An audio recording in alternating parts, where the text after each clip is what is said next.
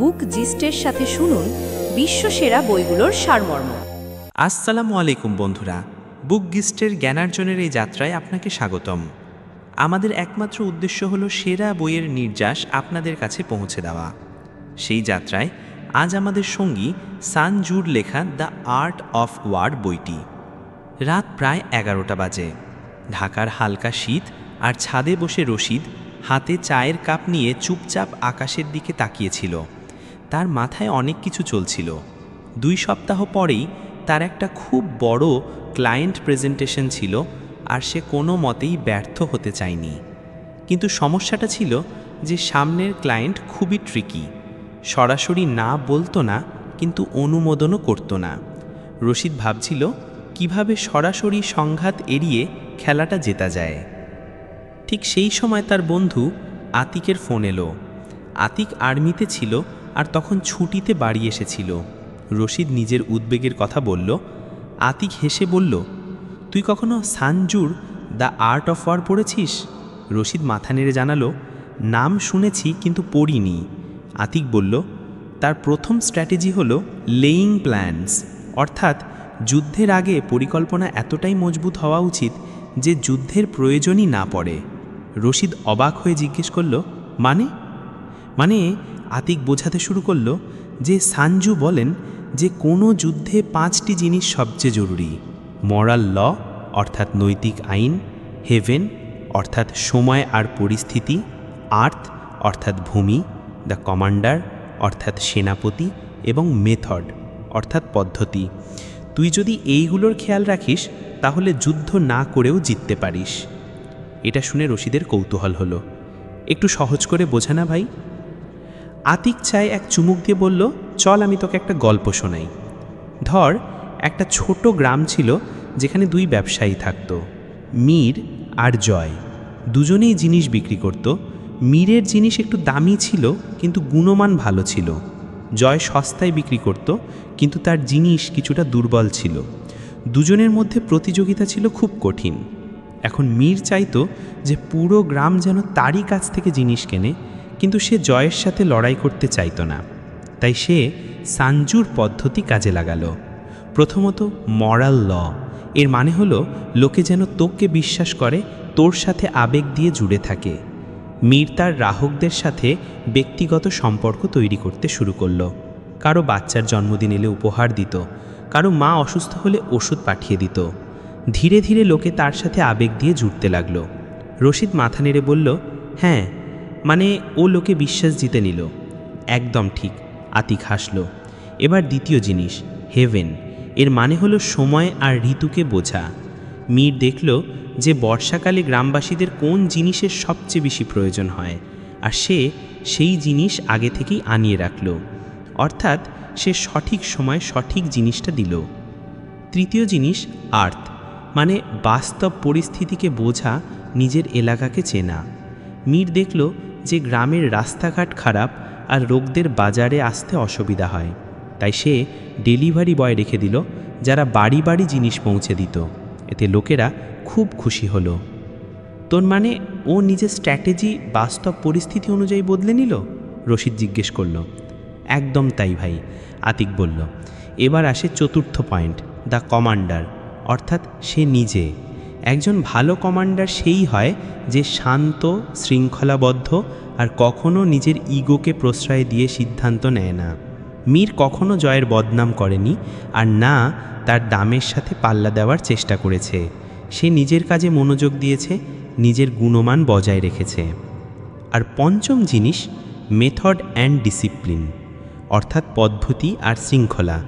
মীর তার সব কর্মচারীকে প্রশিক্ষণ দিল, ডেলিভারি প্রক্রিয়াকে সুসংগঠিত করল, আর প্রত্যেকটা কাজের একটা নির্দিষ্ট পদ্ধতি তৈরি করল। এতে কাজের দক্ষতা বেড়ে গেল। রশিদ মন দিয়ে শুনছিল। আতিক বলে চলল, এবার দেখ, মীর কোথাও জয়ের সাথে সরাসরি লড়াই করেনি, কিন্তু গ্রামের পুরো বাজার ধীরে ধীরে তার দিকেই চলে এলো, আর জয় বুঝতেই পারল না যে কি হয়ে গেল। এটাই হলো পরিকল্পনার শক্তি, যুদ্ধ না করে জিতে যাওয়া। রশিদ হাসতে লাগলো। ঠিক যেমন দাবায় একটা চালে পুরো খেলা ঘুরে যায়, একদম। আর এই পরিকল্পনা কোনো জাদু নয়। তুই শুধু হিসেব করিস যে কোথায় সুবিধা আছে কোথায় ঝুঁকি আছে আর কিভাবে স্মার্টভাবে সেটাকে ব্যবহার করতে হবে। সেই রাতে রশিদ ঠিক করল যে সেও তার প্রেজেন্টেশনে এই স্ট্র্যাটেজি ব্যবহার করবে। প্রথমে সে ভাবল ক্লায়েন্টের সাথে কিভাবে একটা আবেগপূর্ণ সংযোগ তৈরি করা যায়। তার মনে পড়ল যে ক্লায়েন্টের কোম্পানি পরিবেশ বান্ধব পণ্যে ইন্টারেস্টেড। সে তার প্রস্তাবে সাস্টেনেবিলিটির দিকটা যুক্ত করল।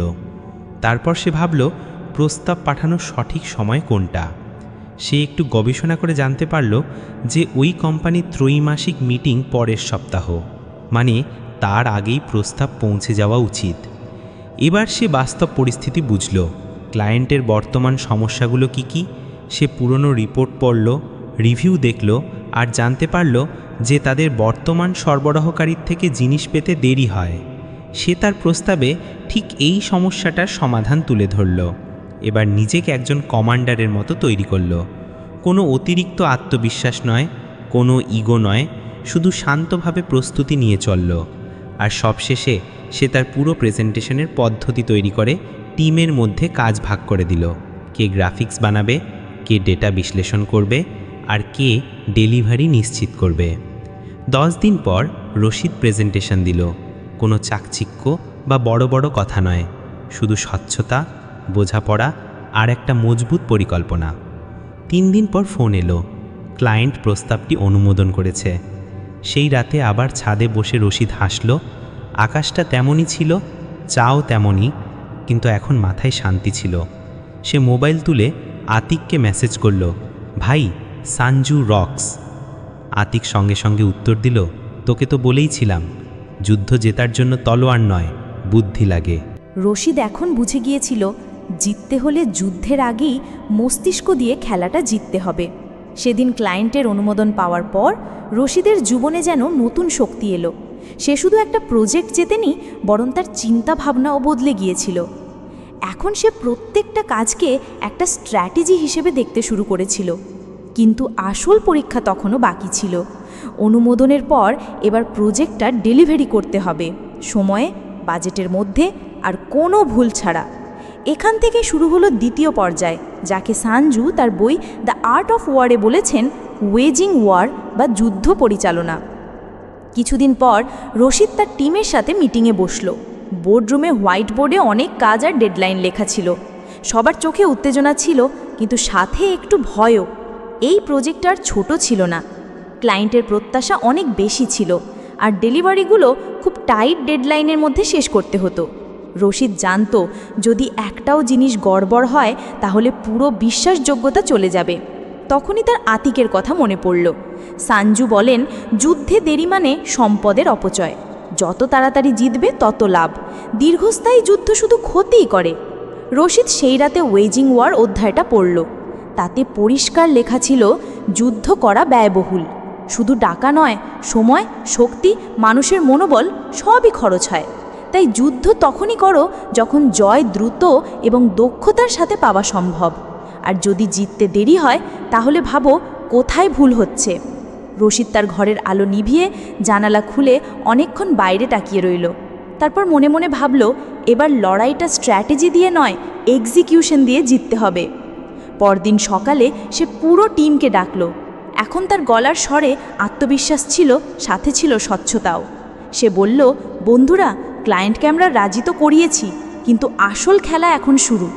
যদি আমরা দক্ষতার সাথে কাজ না করি তাহলে আমরা ক্লান্ত হয়ে পড়ব, সম্পদ শেষ হয়ে যাবে আর মোটিভেশনও কমে যাবে। আর এই প্রজেক্টটা আমাদের কোম্পানির প্রথম বড় ব্রেক থ্রু, আমাদের এটা স্মার্টভাবে জিততে হবে। সে সবার সামনে একটা উদাহরণ রাখল। সে বলল, ভাবো যদি কোনো আর্মি রসদ ছাড়া যুদ্ধ করতে বেরিয়ে পড়ে, তাহলে কি হবে? তারা হয়তো জিতেও যাবে, কিন্তু তাদের সৈন্যরা ক্ষুধার্ত, ক্লান্ত আর আহত হয়ে পড়বে। পরের যুদ্ধের জন্য তারা আর তৈরি থাকবে না। লোকেরা ধীরে ধীরে তার কথা বুঝতে পারল। এরপর সে 3টি জিনিসের উপর ফোকাস করার সিদ্ধান্ত নিল: গতি, লজিস্টিক্স অর্থাৎ রসদ, আর টিমের শক্তি। প্রথমে সে প্রত্যেকটা কাজের ডেডলাইনকে বাস্তবসম্মত ও স্পষ্ট করে দিল। কোনো ঘোরপ্যাচ ছাড়া পরিষ্কারভাবে কোন দিন কী হতে হবে। আর শুধু ডেডলাইন নয়, প্রত্যেকটা কাজের জন্য একজন মালিকও ঠিক করা হলো, যাতে কোনো বিভ্রান্তি না থাকে। দ্বিতীয় জিনিস লজিস্টিক্স, অর্থাৎ সেই সব জিনিস যা কাজটা মসৃণভাবে শেষ করতে প্রয়োজন। সেটা সঠিক সফটওয়্যার হোক, ইন্টারনেট ব্যাকআপ হোক বা সময় মতো লাঞ্চ। সে বলল, আমরা যদি ছোট ছোট যন্ত্রপাতির জন্য আটকে যাই তাহলে বড় কাজ হবে না, তাই আমাদের সাপ্লাই লাইন আগে থেকে তৈরি রাখতে হবে। সে অফিসে একটা প্রজেক্ট ওয়ার রুম বানালো, যেখানে শুধু এই প্রজেক্ট সম্পর্কিত ডেটা, চার্ট আর টাস্ক ট্র্যাকিং থাকবে। একটা হোয়াইট বোর্ড, একটা ডিজিটাল স্ক্রিন আর স্টিকি নোটে ভরা একটা দেওয়াল, সব কিছু সংগঠিত। তৃতীয় এবং সবচেয়ে জরুরি জিনিস, টিমের মনোবল। সে তার পুরনো অভিজ্ঞতা থেকে শিখেছিল যে লম্বা প্রজেক্টে লোকেরা হতাশ হয়ে পড়ে, তাই এবার সে প্রতি সপ্তাহের শেষে একটা ছোট্ট চিল সেশন রাখল। কখনো টিম লাঞ্চ, কখনো মিউজিক আওয়ার, কখনো মজার কুইজ, যাতে লোকেদের মনে হয় যে তারা শুধু কাজ করছে না, বরং একটা মিশনে আছে। কিছুদিন সব ঠিকঠাক চলল, কিন্তু প্রত্যেক যুদ্ধেই একটা অপ্রত্যাশিত মোড় আসে। প্রজেক্টের দ্বিতীয় সপ্তাহে ক্লায়েন্ট শেষ মুহূর্তে কিছু পরিবর্তনের অনুরোধ জানালো, অতিরিক্ত ফিচারের দাবি করল, আর সেটাও ডেডলাইন পরিবর্তন না করে। পুরো টিমের স্ট্রেস লেভেল বেড়ে গেল। কেউ বলল এটা তো অন্যায়, কেউ বলল এটা আমাদের দ্বারা হবে না, আর কেউ কেউ তো চুপচাপ হতাশ হতে লাগলো। রশিদ বুঝতে পারল যে এটাই সেই মুহূর্ত যখন অনেক সেনাবাহিনী হেরে যায়, যখন শত্রুপক্ষ থেকে হঠাৎ চাপ আসে। সে আবার আতিককে ফোন করল। আতিক শান্তভাবে জবাব দিল, সানজু বলেন, যখন শত্রু অতিরিক্ত চাপ দেয় তখন ঘাবড়াবে না, সম্পদ স্মার্টভাবে ব্যবহার করো, যুদ্ধ দীর্ঘবাহিত করো না, যতদূর সম্ভব তাড়াতাড়ি জিততে চেষ্টা করো, আর সবচেয়ে গুরুত্বপূর্ণ, নিজের সেনাবাহিনীকে অনুপ্রাণিত রাখো। রশিদ একটা গভীর শ্বাস নিয়ে ওয়ার রুমে ফিরে গেল। সে পুরো টিমকে জড়ো করে বলল, গাইজ, আমাদের যে নতুন দাবিগুলো দেওয়া হয়েছে সেগুলো কঠিন কিন্তু অসম্ভব নয়।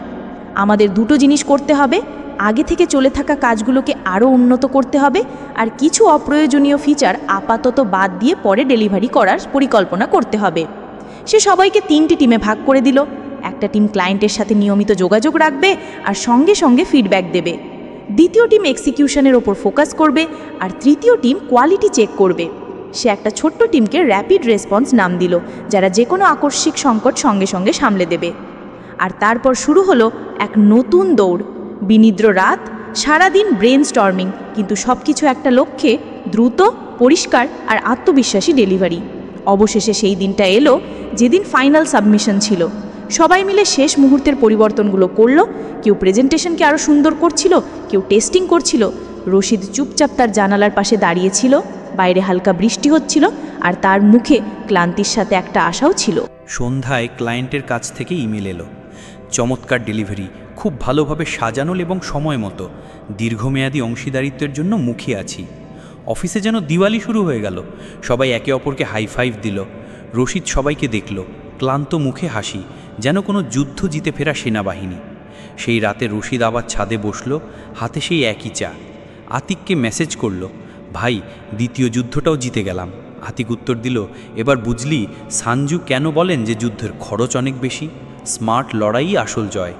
রশিদ এখন জেনে গিয়েছিল, লড়াই বাজারের হোক বা জীবনের, জয় তারই হয় যে দক্ষতার সাথে পরিকল্পনা করে, শক্তি পরিচালনা করে, আর যত তাড়াতাড়ি সম্ভব ফলাফলে পৌঁছায়।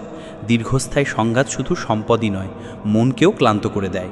এখন সে তার পরবর্তী মিশনের জন্য প্রস্তুত ছিল। রশিদের টিম যখন সেই বড় প্রজেক্টটা সফলভাবে শেষ করল, তখন পুরো অফিসের তার নাম হয়ে গেল। সিনিয়ররা তাকে লক্ষ্য করতে শুরু করলো, আর জুনিয়ররা তাকে গোপনে অনুপ্রেরণা মানতে লাগলো। কিন্তু জীবনে যেমন হয়, একটা জয়ের পর পরবর্তী চ্যালেঞ্জ অপেক্ষা করতে থাকে। আর এবারে চ্যালেঞ্জটা একটু অন্যরকম ছিল। এতে হারার মানে ছিল কোম্পানির জন্য একটা বড় ব্যবসায়িক সুযোগ হাতছাড়া করা। কিছু সপ্তাহ পর কোম্পানি একটা নতুন ডিলের জন্য চেষ্টা শুরু করলো। এটি ছিল একটা বড় বহুজাতিক কোম্পানি, আর তাদের ডিজিটাল ট্রান্সফরমেশনের জন্য একজন কনসাল্টিং পার্টনারের প্রয়োজন ছিল। রশিদের কোম্পানি শর্টলিস্টেড হয়েছিল, কিন্তু একটা সমস্যা ছিল। ফাইনাল প্রেজেন্টেশন ছিল 3টি কোম্পানির মধ্যে, আর সেই 3টির মধ্যে একটি প্রতিযোগী ছিল টেকস্কেপ, যারা ইন্ডাস্ট্রিতে খুব আক্রমণাত্মক ছিল আর সবসময় কাটথ্রোট স্ট্র্যাটেজি নিয়ে কাজ করত। তাদের সম্পর্কে প্রচলিত ছিল যে তারা সরাসরি আক্রমণ করেই ডিল জেতে, কম দাম, চকচিকময় প্রেজেন্টেশন আর বড় বড় প্রতিশ্রুতি দিয়ে। রশিদ যখন এটা জানতে পারল, তখন তার প্রথম প্রবৃত্তি ছিল যে আমরাও তেমনই করব, চলো আমরাও প্রেজেন্টেশনে সব কিছু খুলে রাখি, সাহসী অফার, সর্বনিম্ন দাম আর সর্বোচ্চ ফিচার। সে তার টিমকে বলল। কিন্তু সেই রাতে যখন সে একা তার বারান্দায় বসেছিল, তখন তার সানজুর বইয়ের পরবর্তী পাঠ মনে পড়ল, অ্যাটাক বাই স্ট্র্যাটেজিয়াম বা কৌশলী আক্রমণ। সে পড়ল, সর্বোচ্চ শ্রেষ্ঠত্ব তখনই যখন তুমি শত্রুকে যুদ্ধ না করেই হারিয়ে দাও। সরাসরি লড়াই এড়িয়ে চলো যদি অন্য উপায়ে জয় অর্জন করা যায়। এই লাইনটা যেন তার হৃদয়ে গেঁথে গেল। মানে প্রত্যেকবার যুদ্ধক্ষেত্রে নামার প্রয়োজন নেই, যদি আমি সংঘাত ছাড়াই জিততে পারি সেটাই আসল জয়। সে ভাবল, টেকস্কেপ তো তার পুরনো স্ট্র্যাটেজি গ্রহণ করবে, বেশি প্রতিশ্রুতি, চকচিকময় প্রদর্শন আর সস্তা দাম। কিন্তু ক্লায়েন্ট কি সেই ফাঁদেই পা দিতে চাইবে? আমরা কি এমন কিছু করতে পারি যা সরাসরি প্রতিযোগিতা ছাড়াই তাদের প্রয়োজন মেটাবে? পরদিন অফিসে পৌঁছে রশিদ তার কোর টিমকে ডাকল। মিটিংয়ে এসে জিজ্ঞেস করল, যদি তোমরা ক্লায়েন্ট হতে তাহলে তোমাদের কি চাইতো? একটা চকচকে প্রস্তাব, নাকি এমন একজন পার্টনার যে আগে বুঝবে তারপর সমাধান দেবে? টিম চিন্তায় পড়ে গেল। তারপর কেউ একজন বলল, হয়তো এমন একজন পার্টনার যে আগে বুঝবে তারপর সমাধান দেবে। রশিদ হেসে বলল, একদম, আর এটাই হবে আমাদের স্ট্র্যাটেজি। আমরা প্রতিযোগিতা করব না, আমরা বোঝাবো, লড়ব না, বরং বিশ্বাস জিতব। সে পরিকল্পনা করল যে এবারের প্রেজেন্টেশন চকচিকময় হবে না, এতে সংখ্যা কম থাকবে আর বোঝাপড়া বেশি। তারা ক্লায়েন্টের পুরনো প্রজেক্ট, প্রেস রিলিজ, এমনকি ইন্টারভিউ পর্যন্ত পড়ে ফেলল এটা জানার জন্য যে আসল সমস্যাটা কোথায়।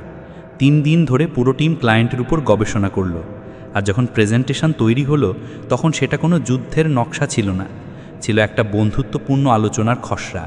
স্লাইড কম ছিল, কিন্তু প্রত্যেকটা স্লাইড একটা প্রশ্নের উত্তর দিচ্ছিল। আমরা আপনার প্রয়োজন বুঝি, আর এটা হলো আমাদের চিন্তাশীল সমাধান।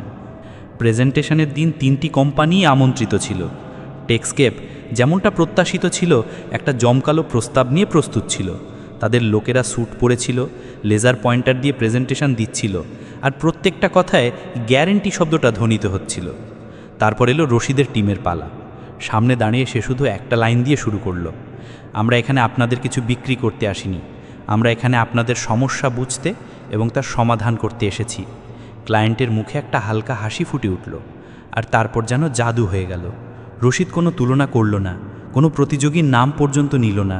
সে শুধু প্রশ্ন করল আর উত্তর দিল, ক্লায়েন্টের ভাষায়, তাদের প্রয়োজন অনুযায়ী। তাদের একটা রোডম্যাপ দেখানো হলো, যেখানে প্রথম বছরে মাত্র 3টি মূল লক্ষ্য অর্জন করার কথা বলা হয়েছিল। কোনো অতিরিক্ত প্রতিশ্রুতি নয়, কোনো অপ্রয়োজনীয় আশ্বাস নয়। একজন ক্লায়েন্ট প্রতিনিধি জিজ্ঞেস করলেন, আপনি দাম নিয়ে কিছু বললেন না কেন? রশিদ শান্তভাবে জবাব দিল, কারণ আমরা বিশ্বাস করি যে সঠিক সমাধানই সঠিক দাম নির্ধারণ করে। আমাদের লক্ষ্য হলো আপনার কাজের দক্ষতা বাড়ানো, আর যখন সেটা হবে তখন আমরা দুজনেই জিতব। প্রেজেন্টেশনের পর টেকস্কেপের টিম কিছুটা বিরক্ত ছিল। তারা ভেবেছিল যে এই লড়াইটা হবে দাম আর ফিচারের, কিন্তু রশিদ তো লড়াইয়ের ফরম্যাটটাই বদলে দিয়েছিল। কিছুদিন পর ক্লায়েন্টের উত্তর এলো, আমরা আপনার ফার্মকে বেছে নিচ্ছি কারণ আপনারা সবচেয়ে বেশি শোরগোল করেননি, বরং আমাদের সবচেয়ে গভীরভাবে বুঝেছেন। এটা ছিল রশিদের এখনও পর্যন্ত সবচেয়ে বড় জয়। যুদ্ধ না করে, কোনো প্রতিযোগিতা সরাসরি জবাব না দিয়েই সে ডিলটা জিতে নিয়েছিল। সেদিন সে তার ডায়েরিতে লিখল, সেরা যুদ্ধ সেটাই যেটা লড়ার প্রয়োজনই হয় না। আসল স্ট্র্যাটেজি হলো অপ্রয়োজনীয় যুদ্ধ এড়িয়ে যাওয়া। আর এখান থেকেই সে তার জীবনের পরবর্তী স্ট্র্যাটেজি প্রয়োগ করতে শুরু করলো। এখন সে কাজ ও সম্পর্ক উভয়ের ক্ষেত্রেই সরাসরি সংঘাত এড়িয়ে চলত। সে পরিস্থিতি বুঝত, চুপচাপ পর্যবেক্ষণ করত, আর তারপর সবচেয়ে সঠিক রাস্তাটা বেছে নিত। সে শিখেছিল কথার চেয়ে সংকেত বেশি কথা বলে, আর গতির চেয়ে স্বচ্ছতা বেশি কাজ করে। আর হয়তো এটাই ছিল সাঞ্জুর আসল শিক্ষা। মাস্টার স্ট্র্যাটেজি হলো অন্যদের ধ্বংস করা নয়, বরং নিজেকে আয়ত্ত করা। রশিদের আগের জয় তাকে অনেক কিছু শিখিয়েছিল। এখন সে শুধু একজন পারফর্মার নয়, একজন চিন্তাবিদ হয়ে উঠেছিল। কিন্তু অফিসের দুনিয়ায় স্বস্তি বেশিক্ষণ টেকে না। নতুন চ্যালেঞ্জ সবসময় লাইনে দাঁড়িয়ে থাকে। এবারের প্রশ্নটা একটু অন্যরকম ছিল। কোম্পানিতে একটা অভ্যন্তরীণ রদবদল হয়েছিল, আর এখন রশিদকে একটা নতুন দায়িত্ব দেওয়া হয়েছিল, একটা আন্ডার পারফর্মিং টিমকে নেতৃত্ব দেওয়া। এই টিমের লোকেদের মনোবল কম ছিল, কেউ কেউ তো চাকরি ছাড়ার কথা ভাবছিল, আর বাকিরা শুধু মাইনের জন্য কাজ করছিল। তার ওপর এই টিমকে আগামী 3 মাসের মধ্যে একটা হাই প্রায়োরিটি ক্লায়েন্ট প্রজেক্টও শেষ করতে হতো, নইলে কোম্পানির বড় ক্ষতি হতে পারত। রশিদ যখন প্রথমবার টিমের সাথে মিটিং করল, তখন পরিবেশটাই ছিল অদ্ভুত। কোনো উৎসাহ নেই, কোনো কৌতূহল নেই, সবাই যেন শুধু নিয়ম পালন করছিল। সে সঙ্গে সঙ্গে বুঝে গেল যে এখানে শুধু মোটিভেশনাল বক্তৃতা দিয়ে কিছু হবে না, তাকে অন্য কিছু করতে হবে, এমন কিছু যা যুদ্ধ শুরু হওয়ার আগেই জয় নিশ্চিত করে দেবে। তার সাঞ্জর পরবর্তী শিক্ষা মনে পড়ল, ট্যাকটিক্যাল ডিসপোজিশনস বা কৌশলগত অবস্থান। বিজয়ীরা প্রথমে প্রস্তুতি নেয়, তারপর যুদ্ধে নামে, আর পরাজিতরা প্রথমে লড়াই করে, তারপর জেতার চেষ্টা করে। এই লাইনটা রশিদকে ভেতর থেকে ছুঁয়ে গেল।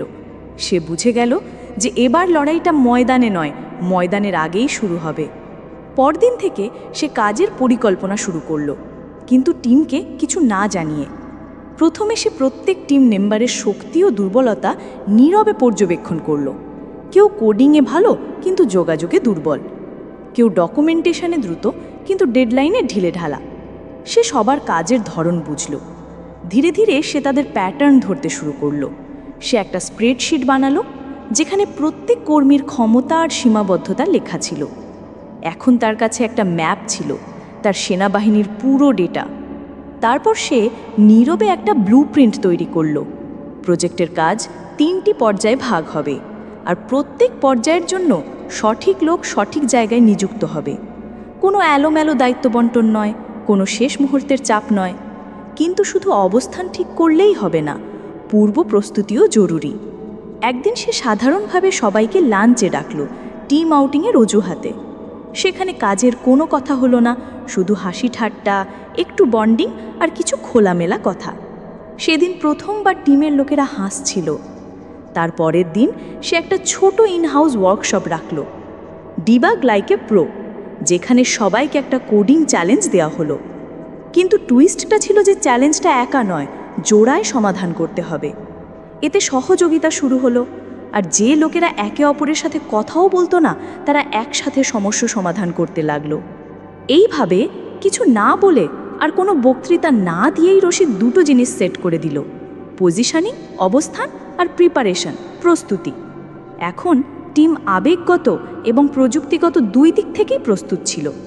তারপর এলো প্রজেক্ট লঞ্চের দিন। ক্লায়েন্টের প্রত্যাশা খুব বেশি ছিল আর টাইমলাইন খুব টাইট ছিল, কিন্তু রশিদের ভয় লাগছিল না, কারণ তার সেনাবাহিনী যুদ্ধের ক্ষেত্রে যাওয়ার আগে নিজেদের পজিশনে ছিল। প্রত্যেক ব্যক্তি জানতো তার ভূমিকা কি, কখন কি ডেলিভার করতে হবে আর কার সাথে সমন্বয় করতে হবে। কারোর কোনো বিভ্রান্তি ছিল না। প্রত্যেক সাপ্তাহিক মিটিংয়ে রশিদ শুধু একটা কাজ করত, স্ট্যাটাস শুনত আর নীরবে টিমের এনার্জি পর্যবেক্ষণ করত। 3 সপ্তাহ কেটে গেল আর প্রজেক্ট 35% সম্পূর্ণ হয়ে গেছিল। একটাও দেরি হয়নি, একটাও এসকালেশন হয়নি। ক্লায়েন্ট নিজে থেকে মেল করে প্রশংসা করল, আপনাদের টিম অসামান্যভাবে দক্ষ, আমরা প্রথম মাসে এমন প্রবাহ খুব কম দেখি।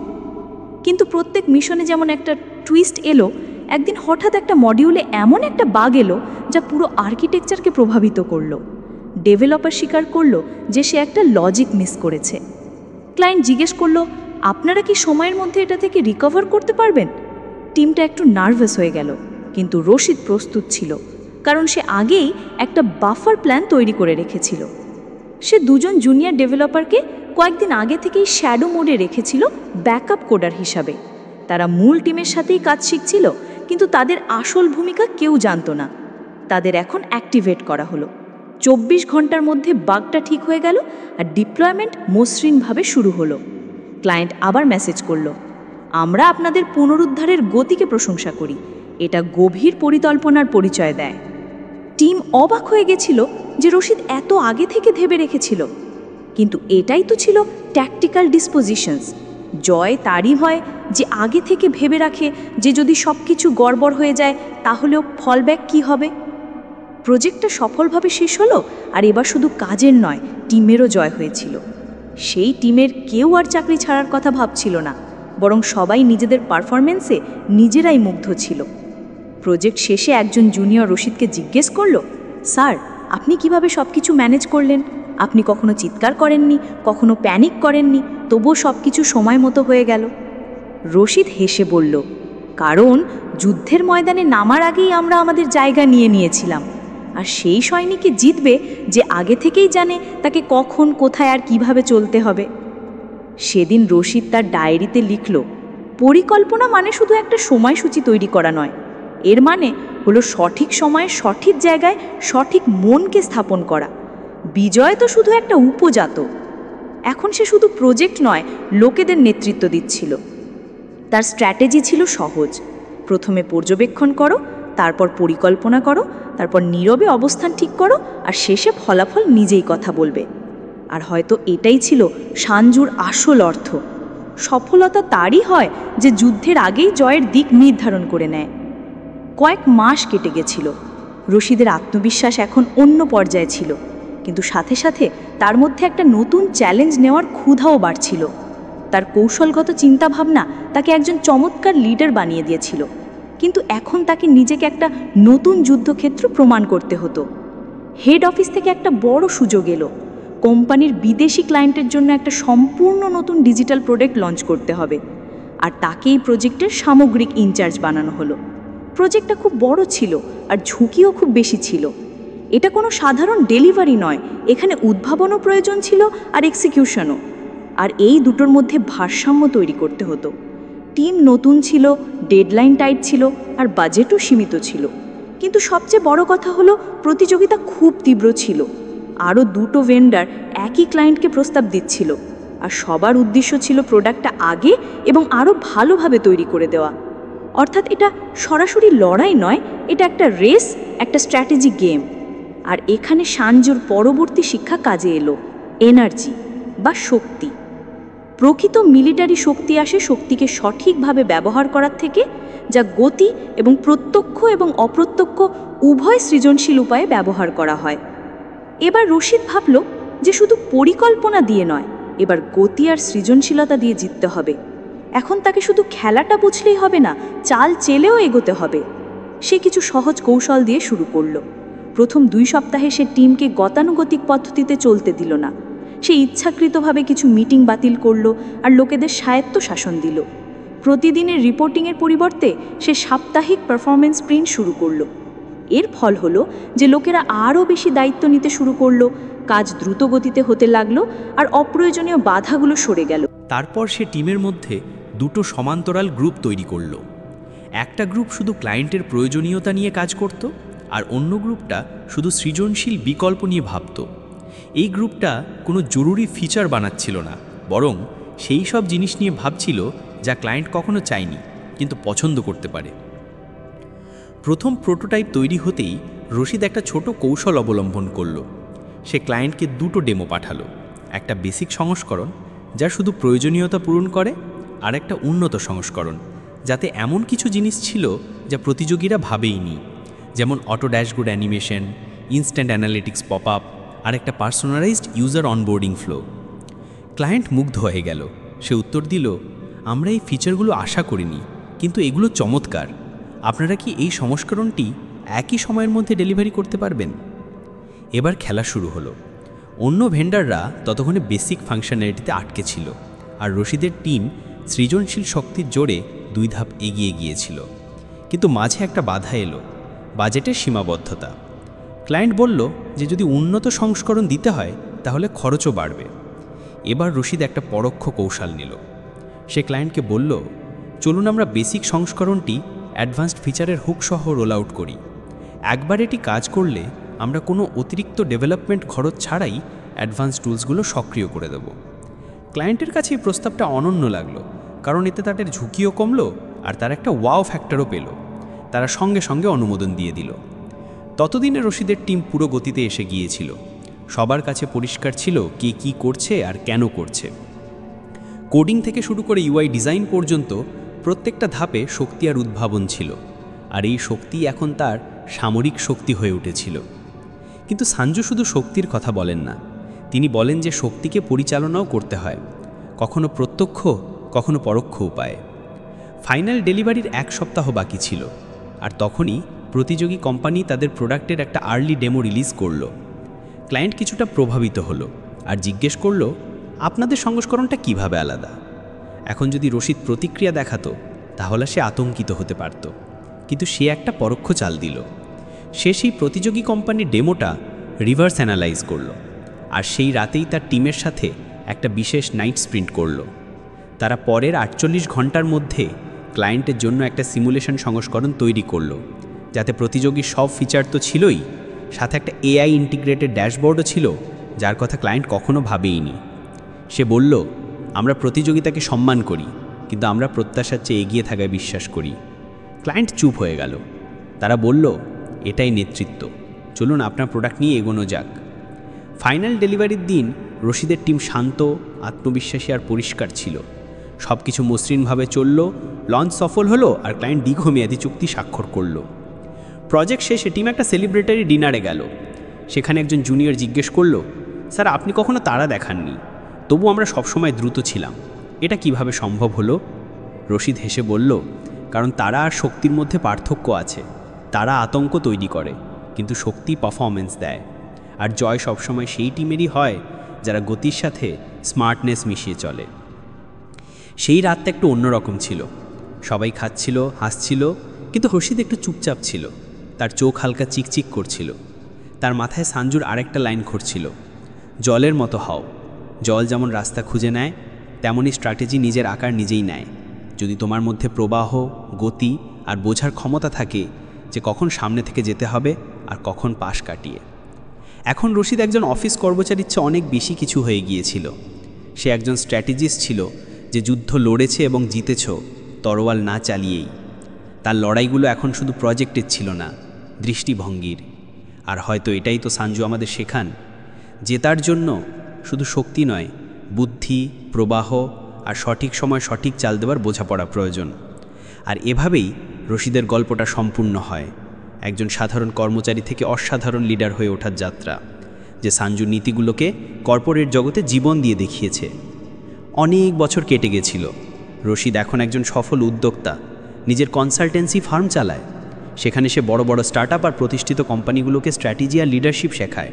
কিন্তু তার ভেতরে সেই শিক্ষার্থী এখনও জীবিত ছিল, যে প্রত্যেকটা সমস্যাকে একটা নতুন যুদ্ধ মনে করে শান্ত মস্তিষ্ক আর তীক্ষ্ণ দৃষ্টি দিয়ে সামলে দিত। সে প্রায়ই লোকেদের বলতো, জেতার জন্য এটা জরুরি নয় যে তুমি সবচেয়ে শক্তিশালী, জরুরি হলো যে তুমি সবচেয়ে বেশি সচেতন নিজের শক্তি, নিজের টিম আর নিজের সময় সম্পর্কে। সঞ্জুর শিক্ষাগুলো এখন তার প্রত্যেকটা সিদ্ধান্তের অংশ ছিল। যখন কোনো ক্লায়েন্ট তার কাছে আসতো, সে সরাসরি সমাধান দিত না, বরং প্রথমে সেই পরিস্থিতিটা পুরোপুরি পর্যবেক্ষণ করত। লোকেরা কারা, পরিবেশটা কেমন, কার নেতৃত্ব আছে আর কোন পদ্ধতিতে তারা কাজ করে। এইগুলোই ছিল সেই 5টি ফ্যাক্টর: মোরাল ল, হেভেন, আর্থ, কমান্ডার আর মেথড, যা দিয়ে তার যাত্রা শুরু হয়েছিল। সে বুঝে গিয়েছিল যে প্রত্যেকটা লড়াইয়ের ফলাফল আগেই ঠিক হয়ে যেতে পারে, যদি প্রস্তুতি সম্পূর্ণ হয়, অবস্থান স্পষ্ট থাকে আর শক্তি সঠিক দিকে প্রয়োগ করা হয়। আর সবচেয়ে জরুরি, যদি তুমি লড়াইটা কৌশল দিয়ে এড়াতে পারো, তাহলে সেটাই আসল জয়। তার একটা পুরনো প্রজেক্টের কথা মনে পড়ল, যখন সে প্রোডাক্ট লঞ্চের আগেই ক্লায়েন্টের প্রত্যাশা বুঝে গিয়েছিল আর এমন একটা স্ট্র্যাটেজি তৈরি করেছিল যে প্রতিযোগিতার ময়দানে না নেমেই সে ডিলটা জিতে নিয়েছিল। তখন সে বুঝেছিল যে শ্রেষ্ঠত্ব তখনই আসে যখন তুমি অন্যকে হারানোর পরিবর্তে নিজেকে এতটাই মূল্যবান করে তোলো যে সে তোমার কাছে আসতে বাধ্য হয়। যে একসময় নার্ভাস জুনিয়র ছিল, আজ সে অন্যদের সাহস যোগায়। একবার তার এক সেমিনারে একটা ছেলে জিজ্ঞেস করল, স্যার, জেতাই কি সব কিছু? রশিদ হেসে বলল, না, স্মার্ট জয় সেটাই যা তোমাকে বদলায়, যা তোমাকে প্রতিক্রিয়া থেকে প্রতিক্রিয়ার দিকে নিয়ে যায়, যেখানে তুমি অন্যদের আগে নিজেকে যেত। সঞ্জু বলেন, সবচেয়ে বড় জয় সেটাই যা যুদ্ধ না করে অর্জন করা যায়। আমি শিখেছি, প্রত্যেকটা সমস্যাকে লড়াই মনে করো না, সুযোগ মনে করো, আর প্রত্যেকটা সুযোগে নিজেকে প্রমাণ করো, ইগো ছাড়া, শুধু স্ট্র্যাটেজি দিয়ে। এখন যখন সে তার পুরনো দিনগুলোর কথা মনে করে, তার কোনো আফসোস হয় না। সে প্রত্যেকটা পদক্ষেপে শিখেছে, প্রত্যেকটা ব্যর্থতা থেকে উঠে দাঁড়াতে শিখেছে, আর প্রত্যেকটা জয়কে নিজের মধ্যে শোষণ করতে শিখেছে। তার কাছে এখন জয়ের মানে শুধু ফলাফল ছিল না, সেটা একটা মানসিকতা হয়ে গিয়েছিল। আর এই মানসিকতাই সে পরবর্তী প্রজন্মকে দিয়ে যাচ্ছিল। সে তার গল্পটা একটা উক্তি দিয়ে শেষ করল, স্ট্র্যাটেজি হলো সেই আসল শক্তি যা আওয়াজ ছাড়াই চলে, জাঁকজমক ছাড়াই যেতে আর যুদ্ধ ছাড়াই ইতিহাস লেখে। এটাই ছিল রশিদের গল্প, একজন সাধারণ কর্মচারী থেকে অসাধারণ স্ট্র্যাটেজিস্ট হয়ে ওঠার যাত্রা, যে সঞ্জুর পাঠগুলোকে শুধু পড়েনি, জীবনে প্রয়োগ করে বেঁচেছিল। আর এর সাথে তার গল্প শেষ হয়নি, এটা ছিল শুধু একটা নতুন শুরু। তো বন্ধুরা, এই ছিল আমাদের আজকের বইয়ের সারাংশ। আপনাদের কেমন লাগলো তা তা কমেন্ট করে অবশ্যই জানাবেন। আর ধন্যবাদ আপনাদের সারাংশটি শেষ পর্যন্ত শোনার জন্য।